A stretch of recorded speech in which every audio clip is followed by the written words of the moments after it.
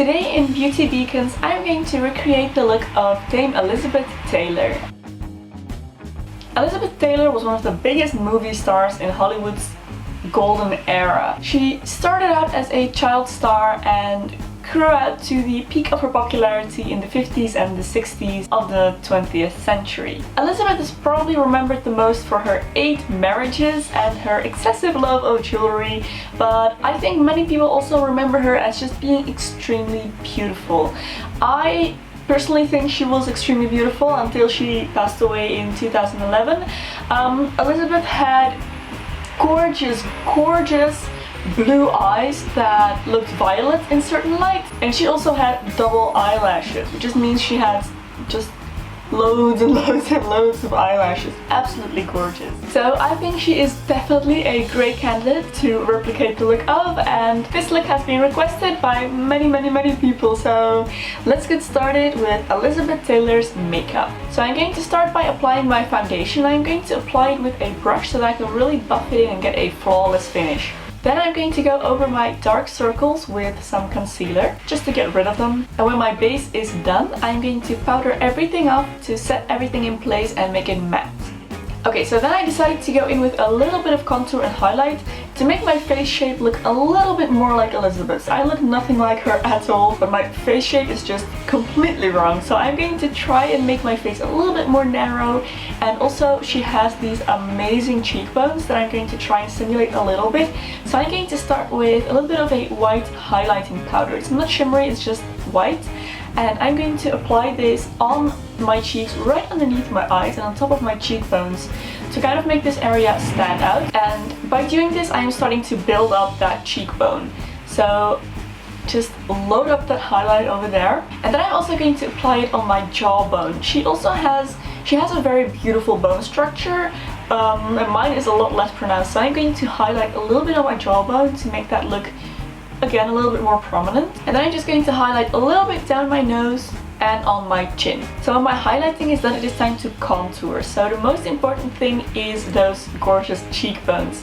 So I'm going to apply quite a lot of contour powder right underneath my cheekbones to kind of chisel out that part of my face. And be sure to blend this out really well, because we do want this to look natural. So then I am going to contour around the edges of my jaw, again to make my face a little bit less round. And I'm also going to contour around my chin to make that stand out a little bit more. And then I'm just going to apply loads under my chin just to make that area recede a little bit because my face is just so round compared to hers. Okay, so when that's done, I'm going to move on to another one of her very prominent features, in my opinion, which are her eyebrows. Her eyebrows are gorgeous, full, thick and round, so I'm going to try and kind of replicate that look on my own face.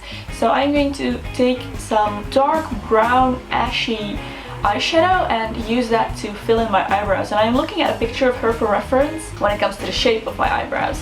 So hers are a little bit more rounded off in the center and then a little bit more arched towards the outside and just quite dark. So I'm going to fill them in like that. And then I'm going in with a little bit of eyeshadow. So I'm first going to cover my entire eyelid in a light skin colored eyeshadow just to even everything out. We're not going to apply too much color because her eye makeup is usually very natural, but we just want to give the eye a little bit of definition and make it look kind of polished and done. So when that's done, I'm going to take a little bit of a gray eyeshadow and I'm going to apply that just in my crease to give it a little bit, again, a little bit more dimension, a little bit of depth, to have something going on there.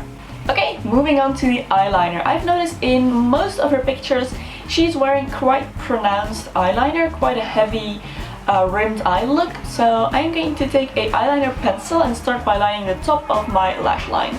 Then I am going to tight line my eye as well, and this is kind of to simulate that thick, beautiful lash line of hers. And then I'm going to just line on the outside of my lower lash line and then quickly take a brush and smudge this inwards to give a little bit of a softer look, but still quite a pronounced line. So I'm going to follow that up with a load of mascara.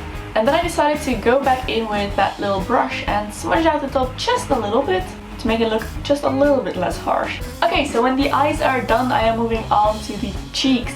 Now she is wearing a beautiful peachy color in most of her pictures, so I'm going to take this one that I have and just apply that on my cheeks, kind of similarly to where it is applied on her. So starting at the top of the cheekbone and then kind of blend it downwards. And then moving on to the lips. Now she is wearing kind of orangey reddish shades in most of her pictures, but I don't really have a lipstick like that, so I did find some pictures of her as well wearing a kind of pinkish red, so I decided to go for that instead. And I'm going to start by lining my lips with a cherry red lip liner. And I'm going to line them in that kind of shape where it's rounded on the top, on the outside of the top, so overdrawn just ever so slightly. And then I'm going to fill in my lips with this beautiful reddish pink lipstick. And don't be afraid of a little bit of shine, because her lips are definitely shiny. Okay, so that's the makeup done. Now moving on to the hair. I am going to start by applying a generous amount of heat protector in my hair, and I'm also going to apply a setting spray, just to prep my hair for curling, because that's what I'm going to do next. I'm taking a 19mm curling iron and I'm going to curl my hair with this. So starting by sectioning off my hair, and I'm just going to do the bottom first, and each time I finish a curl I am going to coil it up and pin it down to my head to cool down, to really make this curl set. So I'm doing that all over my hair and then just gonna wait a few minutes for this to cool down. So when my hair has cooled down, I am going to take out these curls, let them down, and then brush this through to get those kind of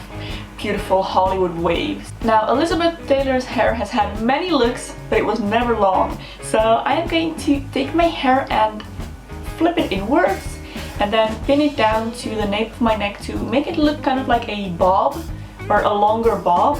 And that is the hair done as well. Now, one thing you cannot forget when doing an Elizabeth Taylor look is the jewelry. She absolutely adored jewelry, and she had loads and loads and loads of it. So find something big and sparkly. This is the best I could find. I'm not so into big and sparkly jewelry, so I'm just going to go with this sparkly little necklace. And there is your Elizabeth Taylor look done. So I really hope you enjoyed this video, guys. Don't forget to leave your comments down below to request which beauty beacon you would like me to cover next. And I want to thank you so much for watching, and I will see you very soon in my next video. Bye!